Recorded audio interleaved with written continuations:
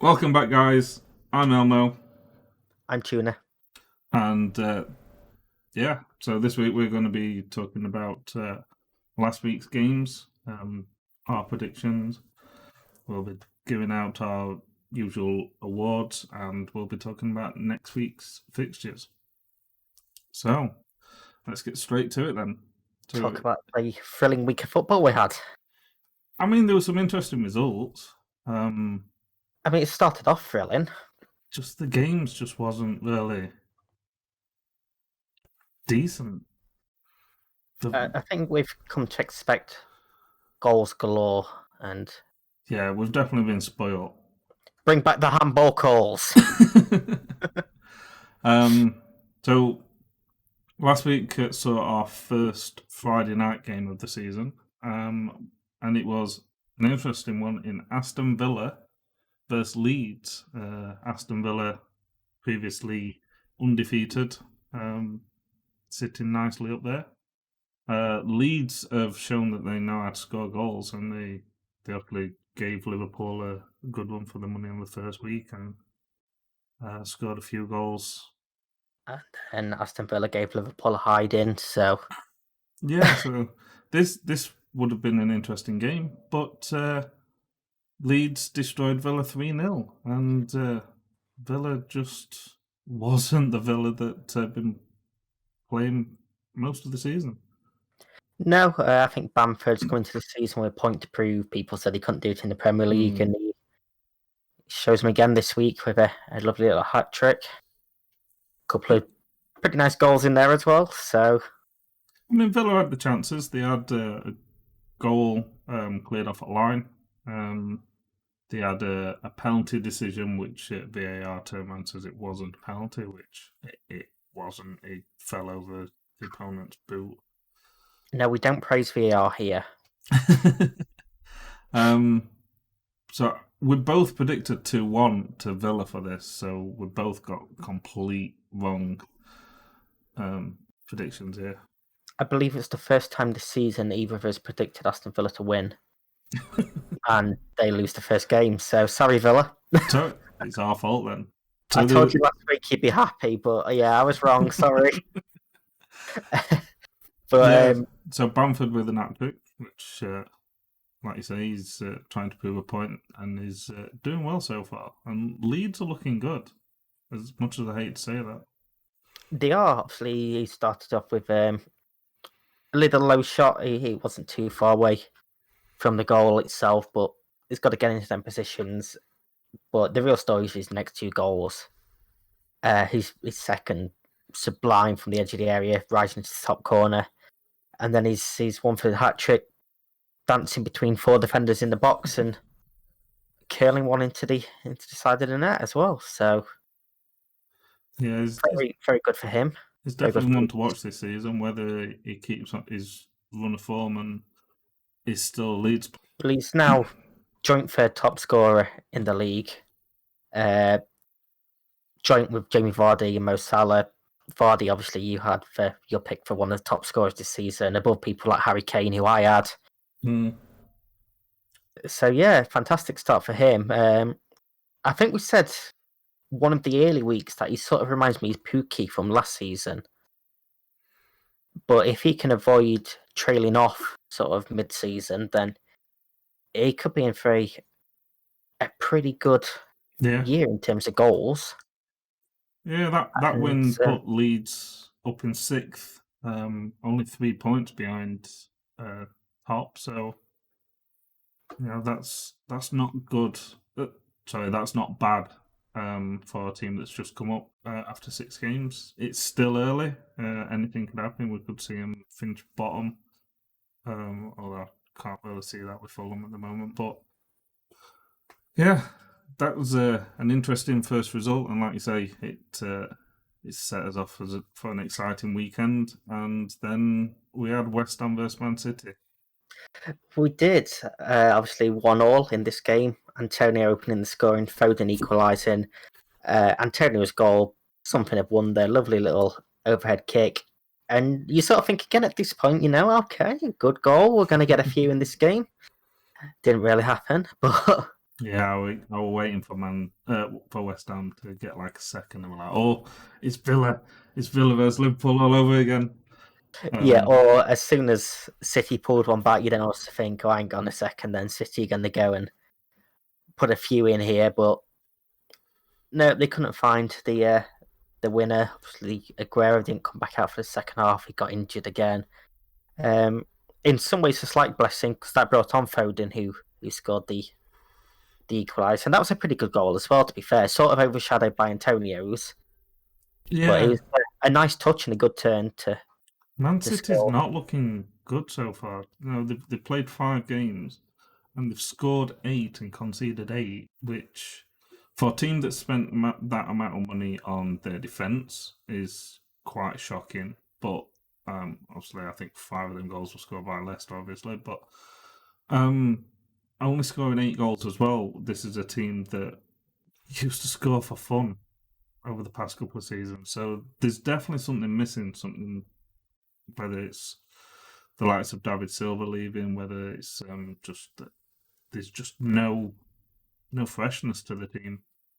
I think last season showed how much they missed company, and like I say, I think this season showed how much of a big miss Silva is. Mm.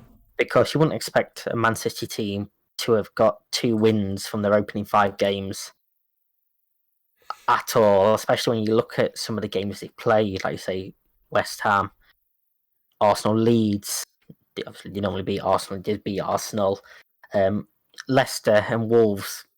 2 good teams last season, but you expect City to be beating these Mm. teams, and De Bruyne started on the bench as well, which was interesting. Um, I had a 3-1 win to City predicted for this. yeah, I had a Man City win. Just How how 5 goals many? to nil. And that were your 8th wrong result as well in a row. Yep. Cheers, City. It was my 7th, so I weren't doing much better. But uh, yeah, we both fancied City for that one. And then the next one, Fulham 1, Crystal Palace 2. I predicted correct result, correct score for this one. I predicted 2-1, so I was happy with that one. I had a 1-0 Palace win, which gave me a point and, ended my run of losses, but not the perfect score. Ritherald opened the scoring for Palace. Zaha added a second. Kamara was then sent off before Kearney scored in the 95th minute to get you that perfect score, which is a little bit annoying. But yeah, it was Zaha that slipped in really well to slot in the opener. Pretty good finish. Keeper possibly could have done better, but what do we mean? It's Fulham. Apologies to any Fulham fans, but you're just not a good team.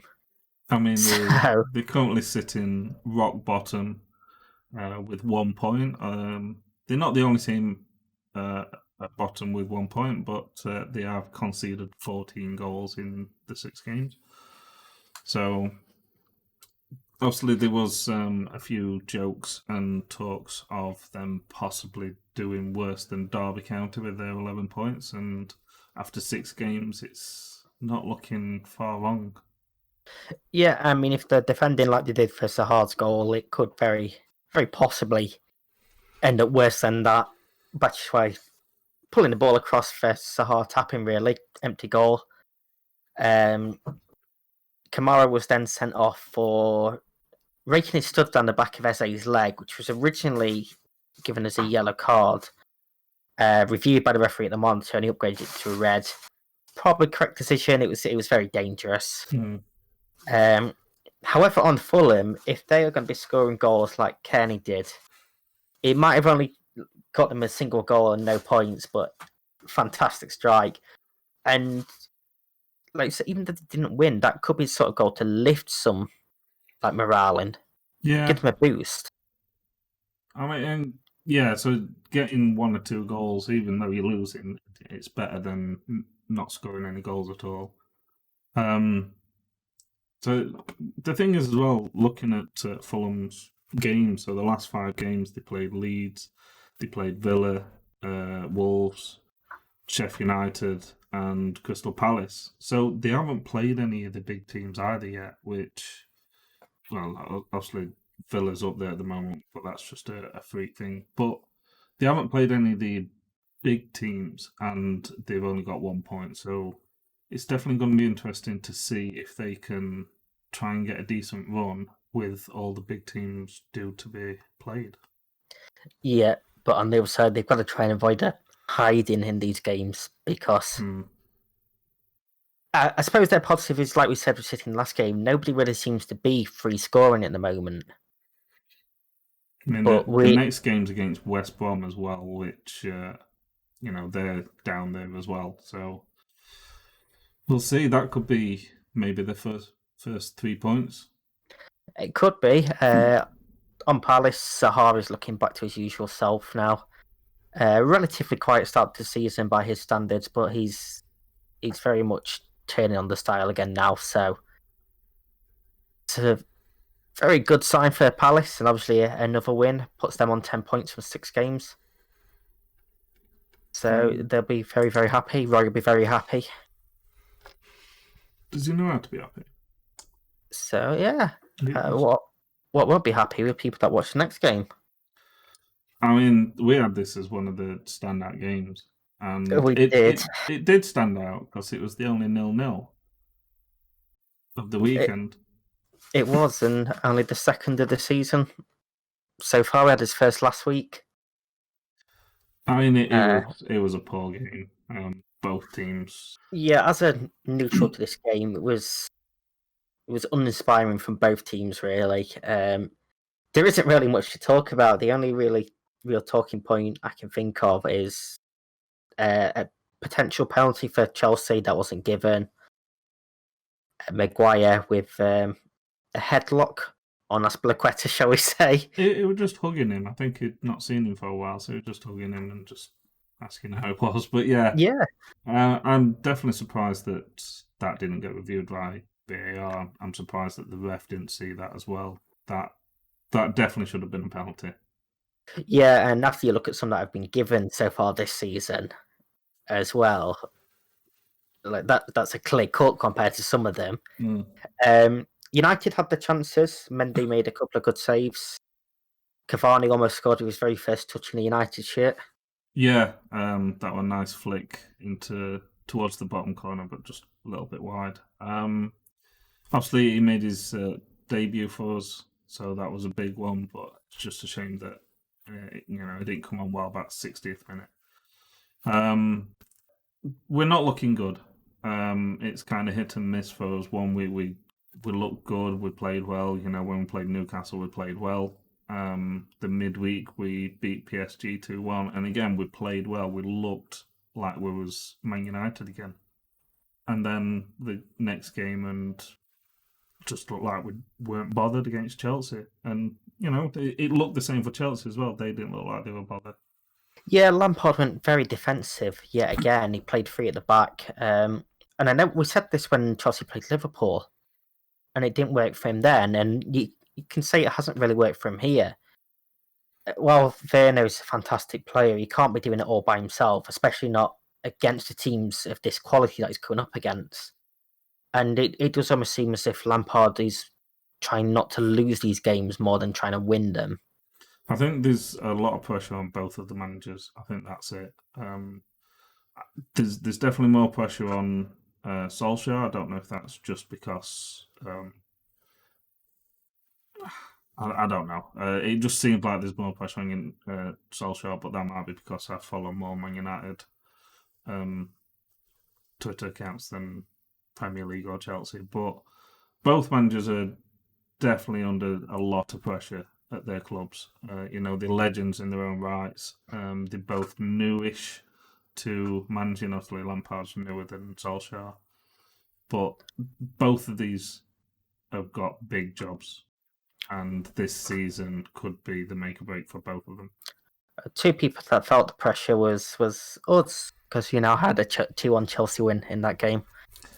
Yeah, I went 3-1 because to Man United because I literally Yeah. thought they would actually get some goals. So they kind of let us down a bit both ways.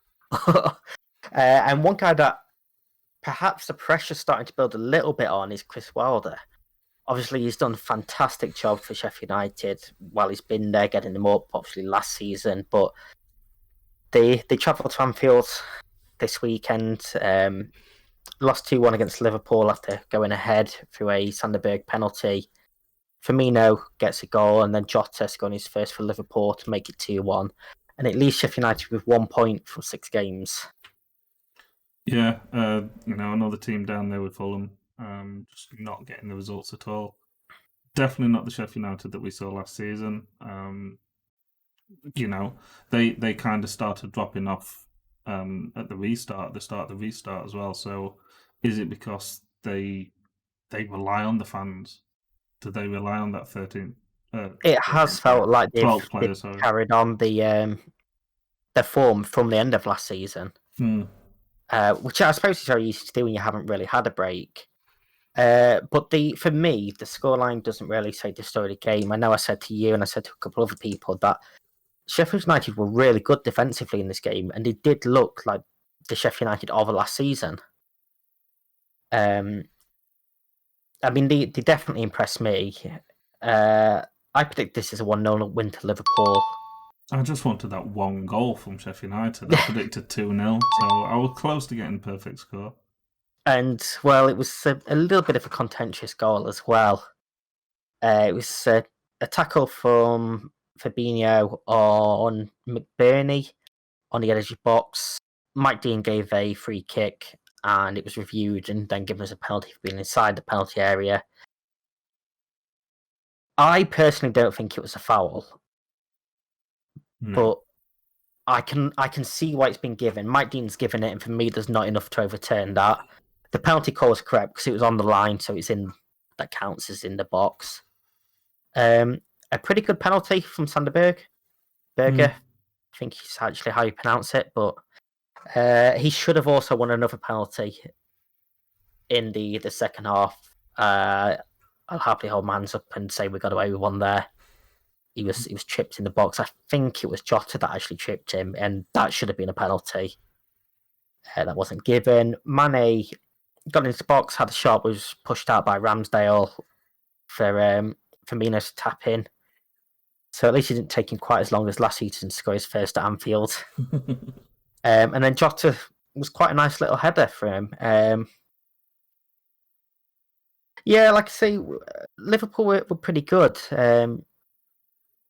For me, anyway, it's just Sheffield United were really good in this game and perhaps deserved the point. So, how are you feeling on Liverpool at the moment then? Because they haven't been brilliant. In my eyes, anyway. Obviously, I'm looking as a neutral. I'm not looking as a Man United fan. But the restart, you didn't play that well, and you clawed a couple of results. The start of this season, you haven't. The first game against Leeds, you should definitely couldn't have conceded that many, but you got your 4 goals, you got your win. You've clawed a couple of wins like last minute. How do you think your season is going so far, and how do you think it will go? We'll ignore the Villa result. Because if you look at it in isolation, we haven't been great. But when you look at it compared to the rest of the league, then it's really like sort of weird one. But I'm also just looking at the table now. So we've played 6 games, and only one of them have been against a team in the bottom half of the table. Which is quite bizarre when you look at some of the teams we've played. But if you look at the bottom half of the table, it's Chelsea, Arsenal, West Ham, City, Newcastle, Man United. So the bottom half of the table doesn't really say much, does it? Well, no, not really, obviously, at the moment. But when you look at teams that you're taking points from, we've played a lot of the teams that at the moment we're battling. I don't expect these teams to still be up there come the end of the season at all. But I think you mentioned it today as well. You're the second highest goal scorers so far after 6 games. You've scored 15 goals. one less than Tottenham. But you've also conceded the same amount as Fulham. Yeah, we're the joint highest concedees. I don't know if that's a word. It is now. Yeah, with Fulham and West Brom, that's not something that you'd really expect to be saying about Liverpool. No, not at all. Again, you sort of get that freak result against Aston Villa in there, and you take that out, and it's completely different. But I think I said to you as well that we're definitely the most value for money at the moment in every competition. There just seems to be a lot of goals everywhere. Every competition? Well, not so much against Ajax last week. I'm going to say that they scored an own goal because you didn't look like you were going to score yourself. But every league game so far this season, we've scored at least 2 goals, which is weird because it doesn't feel like that to me. Like I keep expecting to look at results and think, oh yeah, we scraped a 1-0 or whatever in there, and this is just a weird. It really is a weird season. It's just a weird year, full stop. I mean, even the restart was weird. Yep. You've got Cavani in Premier League. You've got Bale back in Premier League. You've got Everton sat at top. It's all weird. And just about to say what was weird was the next results. Yeah. So Villa was unbeaten before they lost against Leeds. They'd won all their games. Everton was the only other unbeaten side, but they did draw one. And they came up against Southampton and lost 2-0. They did. I had a 2-0 Everton win in this one. I had a 3-1 Everton win. So neither of us really fancied Southampton to get a result. Another blank for us, and Danny Ings didn't even score. So he did get 2 assists. He set up Ward-Prowse and Adams. Luca Digne gets sent off later on in the game. Everton sort of lost the call after that as well. The red card has today been decreased from 3 games down to 1, so he's only missing 1 game now. I think that's right. So it was a weird one. There was not so much a bad challenge, but there was a dodgy challenge from Digne. Yeah. And then the player had the ball and he chased him down and then kind of stood on the back of his heel, but he didn't stand on it. It was just because he was running too close behind him. It wasn't quite as bad as the Fulham one. No, it looked painful, but it definitely looked accidental. So I think a straight red was very harsh. Yeah, I said to you at the time we were talking about it, and I thought it was a red card, but not a straight red card. The referee gave the advantage for his first attempt of kicking, like bringing him down, and obviously gave the foul. For me, you could have given 2 yellow cards there, and I think a lot of people would have been satisfied with a yellow card for each of the challengers, and we don't see that in the Premier League. I think mostly should have got a yellow card there. Yeah, obviously it has been reduced, but not rescinded. So the Premier League obviously think it was a foul, and I sort of think they're thinking along the same lines as me. That's why it's what you'd get for a second yellow. James Ward-Prowse's goal was a nice little finish to set them on the way. Che Adams got a little deflection on his goal to make it 2-0. Everton had the chances. Sigurdsson hit the crossbar when it was 0-0 as well, and obviously that had made a massive difference. But it was all about Southampton, really, this game. I mean, they've not looked too bad this season. They've got some of the players are shining through. Ings is definitely a massive player for them at the moment, and even though he didn't score, like you say, he did get both assists. It was a year to the day since he lost 9-0 to Leicester, so that just shows how much things have changed from losing 9-0 to Leicester to beating top of the league 2-0. Yeah, and Everton still remain top of the league, level on points with Liverpool. Yeah, I just think they're 6 in this game, but no, it's interesting when you look at Everton at top with Liverpool second, Villa third. But Southampton, they've played well. They've looked good in some of the games, and they're currently seventh, only 3 points behind top. So Yeah, they are very much climbing up there, and I think Southampton will be very happy with 10 points from 6 games. Obviously, they were in a little bit of a relegation scrap at some point last season, and they're one of them teams that you sort of expect to be struggling, really. yeah, and teams that are or you expect to struggle, like Southampton, like obviously Villa, who we had for being pretty much down there. These points, even if they go on a bad run, these points at the start of the season in the first 6 games are huge. So, yeah, like you say, Southampton with 10 points in the first 6 games, that's good for them, even if they had a bad rest of the season. Yeah, and they've already played Tottenham and got that point against Chelsea last week as well. So that's 2 of the games where you sort of expect them to drop points in.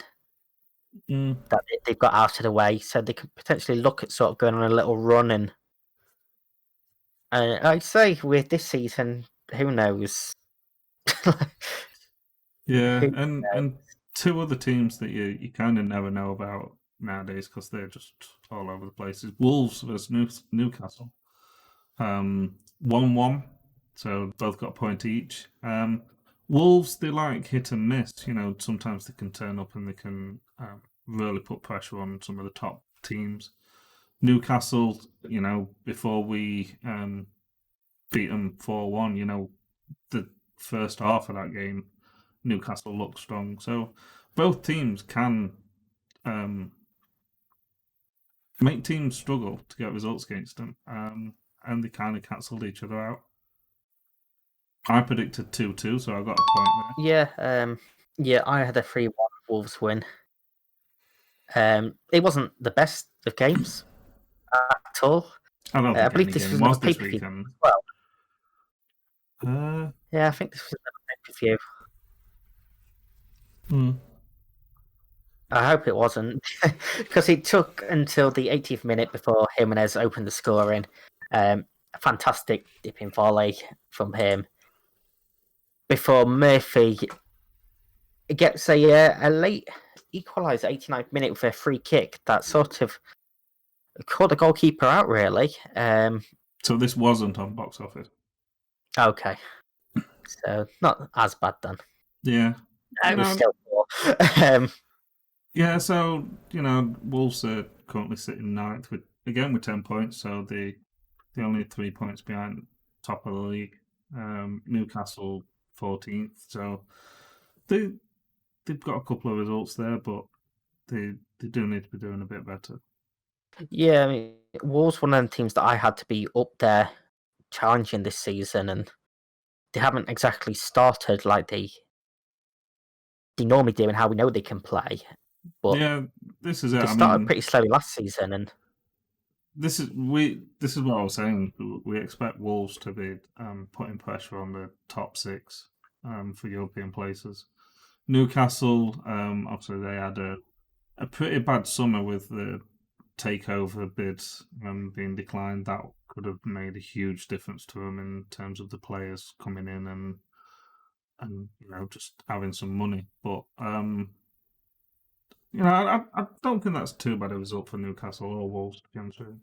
No, just a statistic I've just seen right now is this is the 58th time in the Premier League that Wolves haven't scored in the first half, which is more than any other side in the top flight. Wow. So, yeah, they're definitely ones that do start slow. Yeah. Yeah, so it wasn't a great game, and it sort of followed on for the rest of the weekend as well. Yeah. Another game we had as a standout. Yeah, I hate Arsenal.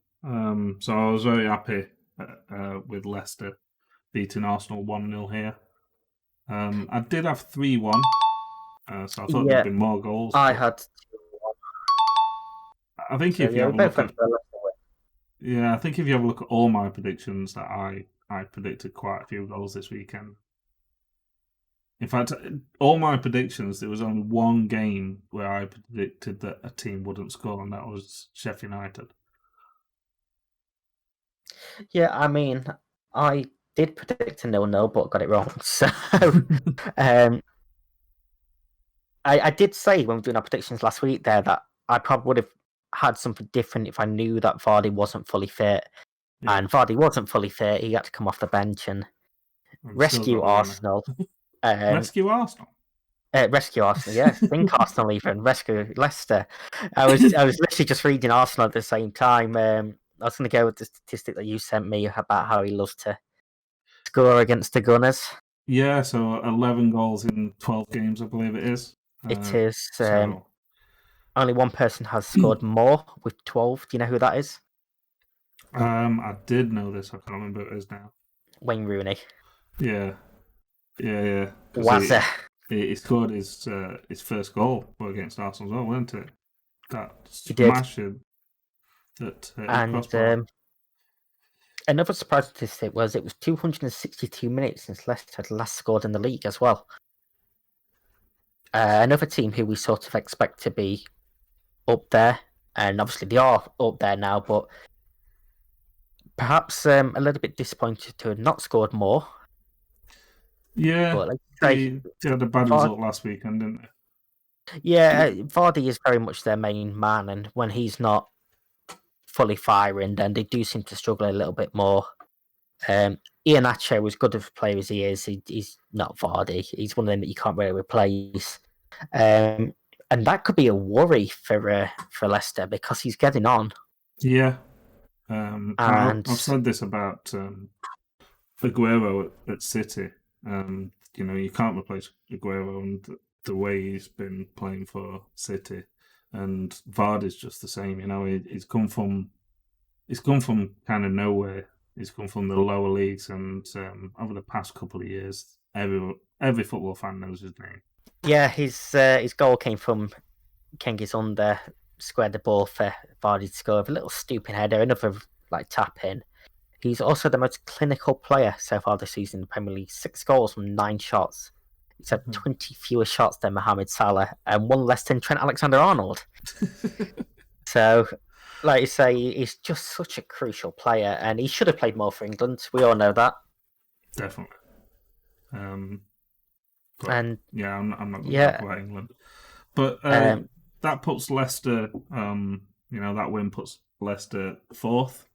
So the 1 point behind top. So they kind of up there. That's where I kind of expect them to be in the top 4, top 5 towards the end of the season. Another loss, and it's back-to-back losses for Arsenal, puts them in 11th place. Again, it's very early in the season, but Arsenal kind of looked good at the start of the season. It could have been a very different story, though. They did have a goal ruled out for offsides very early on. Lacazette scored from a corner, and it was adjudged offside. I believe it was Granit Xhaka that was adjudged to be interfering with the goalkeeper while he was in the offside position, and it was ruled out. And I believe either the Premier League or someone up there has come out and said that goal should have stood. Well, maybe Arsenal should have done Liverpool and gone crying to Premier League and trying to appeal. It might not have been an official statement. Lacazette also missed a pretty big chance as well with a ball that was fired across and a header that just he didn't connect with. And he should have done better. Player of his quality should have done better. So the next game, and we go to Monday, which is usually dull and boring, but the rest of the weekend was dull and boring anyway. So Brighton versus West Brom, 1-1. Yes, this was my 0-0 prediction. Yeah, you got your 1 point, and I just needed that one Brighton goal. I predicted 2-1 to Brighton. But instead, Brighton couldn't even score. They had to score through an own goal from Jake Livermore before Grant got a late equaliser for West Brom, which is their 3rd point now this season. It's weird as well. Last week, West Brom played at this time on a Monday night. This week they play at that time on a Monday night, and next week they play at the same time on Monday night. So You'd think after a 0-0 and a 1-1, you'd sort of realise it's not the sort of game to be. The own goal was again a little bit comical. Ivanovic tried to clear the ball and basically just fired against his teammate that went in. Which is that sort of situation always brings me back to one that Gareth Bale scored very early on in his Tottenham career, where someone tried to clear it off the line, it hit him in the face and went in. And anytime I see someone clear the ball against a player, that's just the one thing that always comes to mind. But to be fair to West Brom, they had some chances. Pereira had a couple of shots from long range that just went wide before Grant managed to, just power home a little finish 7 minutes from time to level the scores and give us a fantastic Monday night game. Yeah, they're not really. Neither team are really the teams that we kind of expect them to do much this season. So, I weren't expecting this being a fun game, to be honest with you. Obviously they're both teams that are struggling as well. So so you got Brighton down in 16th, and then West Brom below them in 17th. 2 points separating them. But West Brom's not won a game this season so far. So they've drawn 3 and lost 3. Brighton's just the 1 win. So both teams aren't having a good start, and obviously they'll be wanting to try and stay out of the relegation zone. So they need to get some wins. Yeah, obviously West Brom will just be happy that at the moment there's 3 teams that are worse than them. But personally, I can't see Burnley and Sheffield United struggling for too much longer. Well, I think West Brom just need to stop playing on Monday night at that time. Maybe they might just play that time for the whole season and just get draws for the rest of the year. But they still might do better than the next club, Burnley, who, like we say, is down in 18th, below them with 1 point. And they lost 1-0 to Spurs, which, again, was a very, very boring game. Yes, it was. Spurs dominant in terms of possession, but not really doing too much with it. I had a 2-0 Tottenham win in this game, so another point for me there. I had a 1-1, so I just needed that Burnley goal. What happened to that fight in Burnley that we used to see? Obviously, the story of this game was that link-up yet again, Kane and Son. Yeah, I hate saying good things about Kane, but I'm happy to say that Son scored. So yeah, Son just seems to be their main striker, their main goal scorer, the threat. It's just like, but what I don't like, and again, it might be just because of my hatred for Harry Kane, but the link up between them two has been absolutely brilliant. But everyone's still just talking about Harry Kane, and I don't think that's fair. Son is absolutely brilliant. Yeah, Son is now the top scorer in the Premier League, 8 goals and 2 assists from 6 games. Kane 5 goals and 8 assists, which is the most ever for a single player for the first 6 games in terms of goals involvement. But this is also his most assists in a season, and we've only played 6 games. So it just shows that he's not. So I've criticised this in the past before as well, where you look at him and you look at his goal tallies, and it's fair enough, but you compare him against other players who are up there, like Vardy and like Aguero, and they've got assists from the belt as well, and he's not usually one to assist. So he's earned my criticisms and is trying to get in my good books again. Yeah, it just seems as if his role's changed a little bit more now. I mean, he was always one to drop a little bit deeper, try and get on the ball, but he does seem to be a little bit more happy to provide these goals. And I don't know if just something's changed in terms of tactics or whatever, but it's a fantastic partnership they're creating between themselves. And only Drogba and Frank Lampard for Chelsea have ever linked up for more goals in the league. with 36, Kane and Son are on 29, and with the rate they're going, you'd expect them to be that by Christmas. Yeah. We'll see where Tottenham are at Christmas. So they're currently fifth, 11 points. They've had a hit and miss kind of run so far. They get a win, draw, win, draw, win. So obviously they'll be wanting to get a good run of wins under the belt. So like I say, we'll see where they are at Christmas. Burnley down there in 18th with just 1 point, and that was a draw that they got. Was that last week? Can't remember now. Good question. Yes, they drew against West Brom last week. So, yeah, this isn't the Burnley team what we expected. I didn't expect them to be up, in top six, obviously, but I expected them getting at least 2 out of the first 6 games with wins. Yep, and they had the chances. Ashley Barnes had a goal ruled out correctly from offside. Westwood and Goodmanson forced Lloris into saves.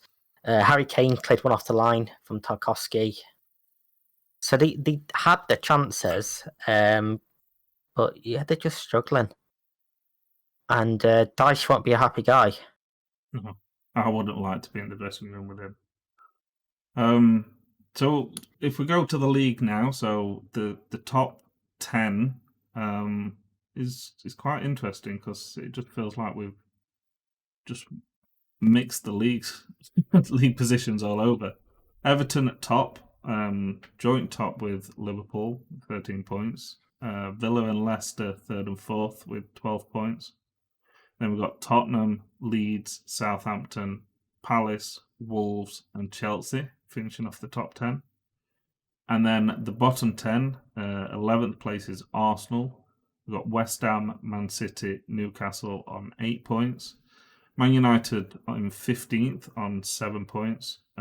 Brighton 16th with 5 points. West Brom just above relegation zone with 3 points. And then the bottom 3, all on 1 point, is Burnley, Sheffield United, and Fulham.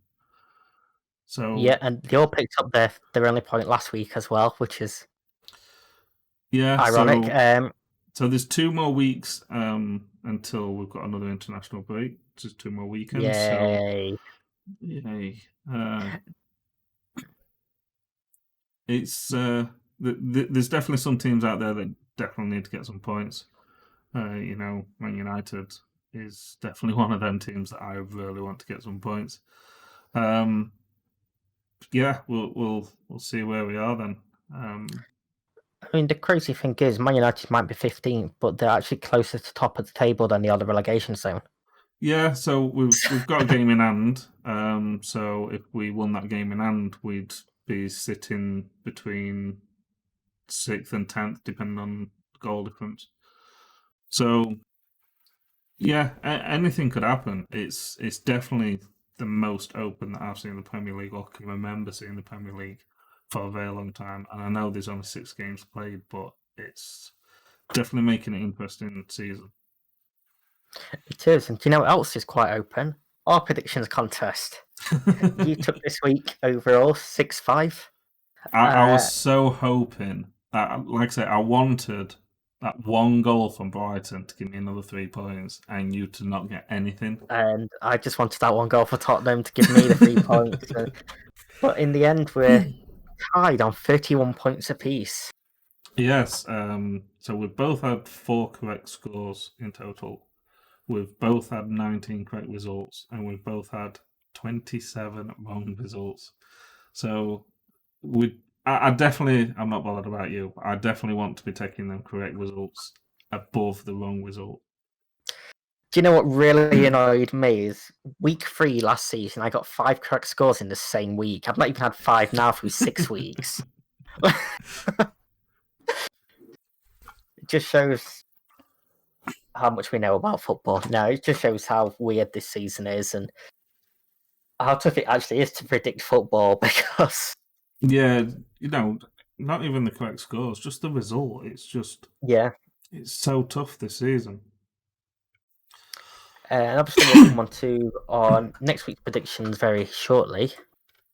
But we have to go out and give some awards this week. And this was probably our toughest week yet to give out some awards. Yeah, it definitely was a tough one. What wasn't a tough one for me was picking Player of the Week. Which, if you've been watching, you know how I work. He scored a hat-trick, it's Patrick Bamford. So I had to agree with you. It's Patrick Bamford. You know, no other player really stood out, but I think he deserved it as well. He's done well this season, and he got an hat-trick against a team that was at top and unbeaten. So yeah, and for someone that can't apparently do it in the Premier League, and he was well deserved from this week, and 2 fantastic goals as well. So, and speaking of goals, goal of the week, and this was tough in a good way because there were some great goals this week. And congratulations, Fulham, you've won something. Tom Kearney gets my vote for goal of the week. Yeah, I had to give it Antonio. It wasn't as good as Rooney's overhead kick, but scoring no red kick against Man City, that's got to feel so good. Yeah, I considered Antonio, Bamford's 2 goals, his second 2 goals, Jimenez. There were a few up there that I was considering, but Kearney, just because Fulham are struggling, so for him to come out with something like that, then. Then the team. I'm going with my Player of the Week team. I'm picking Leeds for this one. I don't like picking Leeds, but yeah, I've had to pick Leeds this week. Again, not just because no other team stood out, but they got 3 points. They scored 3 goals against a team that was unbeaten.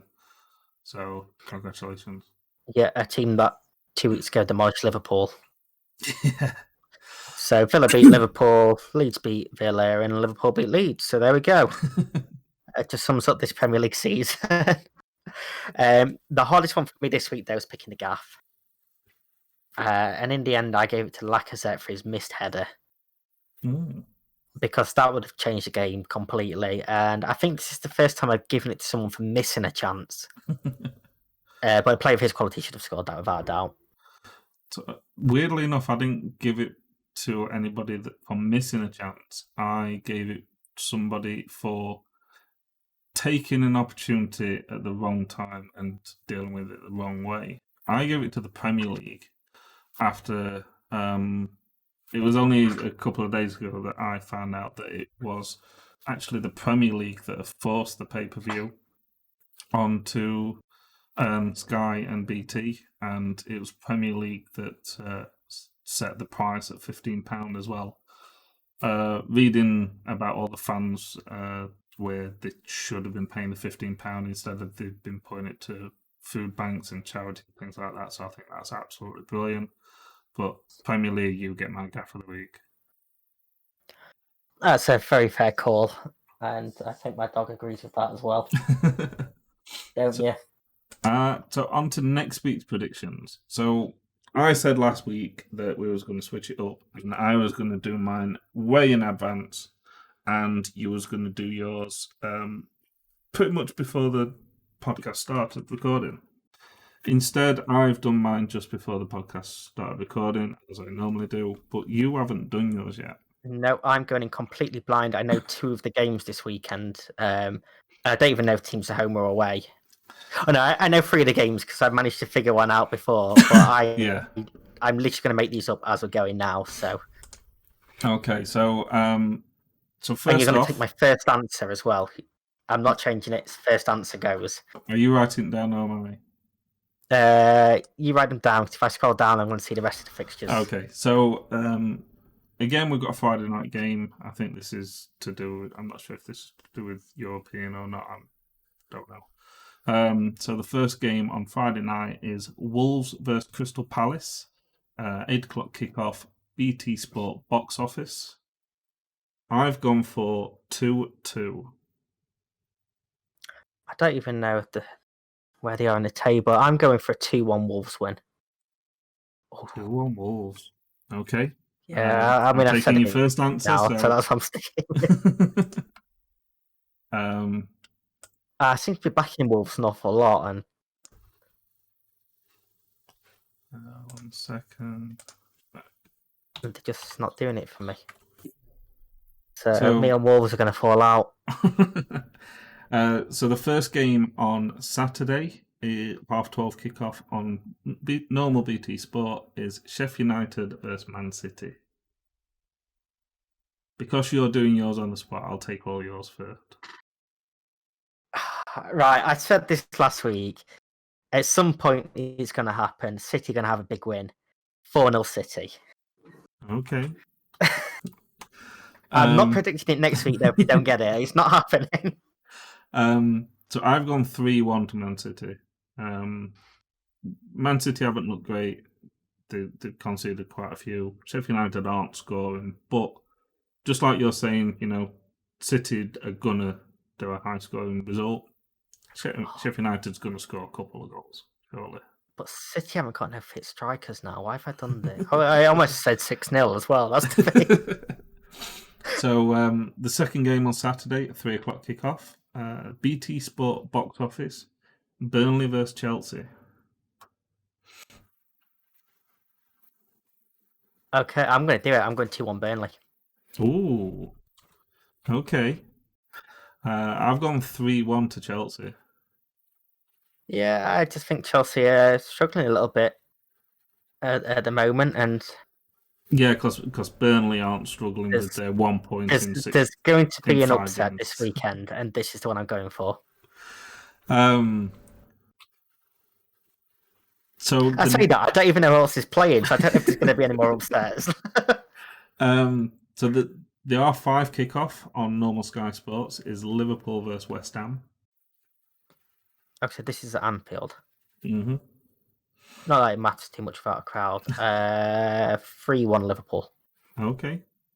So I've gone 2-1 to Liverpool. I know off the top of my head we tend to score 3 against West Ham a few times. So. Okay. Sunday, to kick us off at 12 o'clock on Sky Sports box office, is Aston Villa versus Southampton. Two teams who we have said have played well and can get a result. This should be a decent game. Not when you look at it, the start of the season to be a decent game. 2-2. 2-2. So I've gone 2-1 to Villa. So I think it's going to be close, but I just think that Villa's going to edge it. 2 o'clock kickoff on normal Sky Sports. We've got Newcastle versus Everton. Oh, this is another one you'd look at. I think it should be a decent game, especially after Everton losing last week.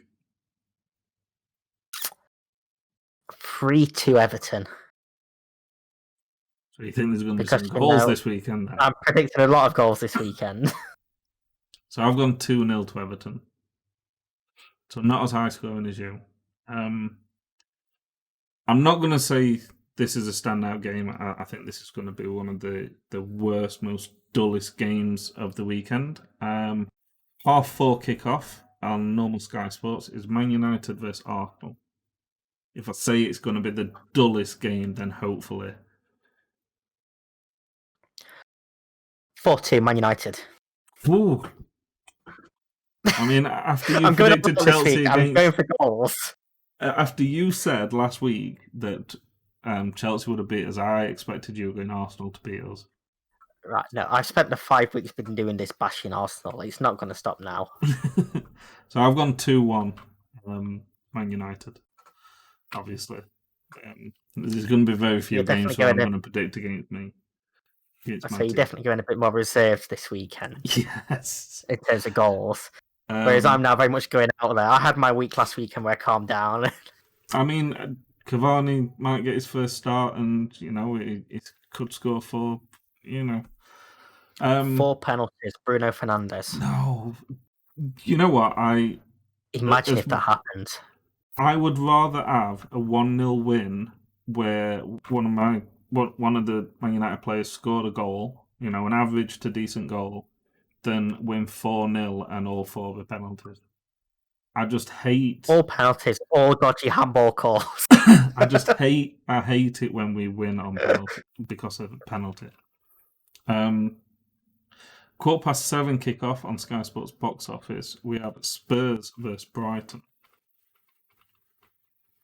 1-0 Tottenham. Ooh, only 1-0. It's a late game on a Sunday. Yeah, but it's a late game on a Sunday, not a Monday. Yeah, but Spurs haven't really been setting the world alight, and Brighton definitely haven't. So 1-0. Kane scoring from Son this time. So I've gone 2-0 to Spurs. Son scoring both goals and Kane not assisting any, hopefully. Bale will system. I don't think he's had a start yet, so it might get his first start. And then we come to Monday night, the dull kickoff. Fulham versus West Brom, R5 on Sky Sports Box Office. No. Like you say, it's that dreaded Monday spot, and yeah, so I've gone 0-0 as well.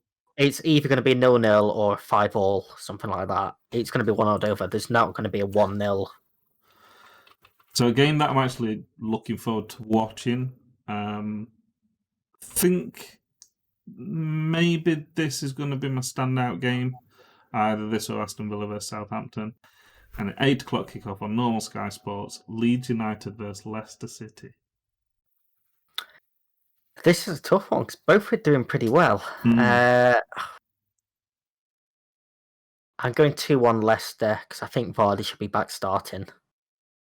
So, like you say, it's a tough one because the 2 positions and 2 points between them so far. And Leeds have scored plenty of goals.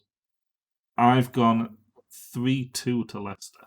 So I've still gone for a Leicester win, but even though it's a Monday night, I don't know, I just expect goals.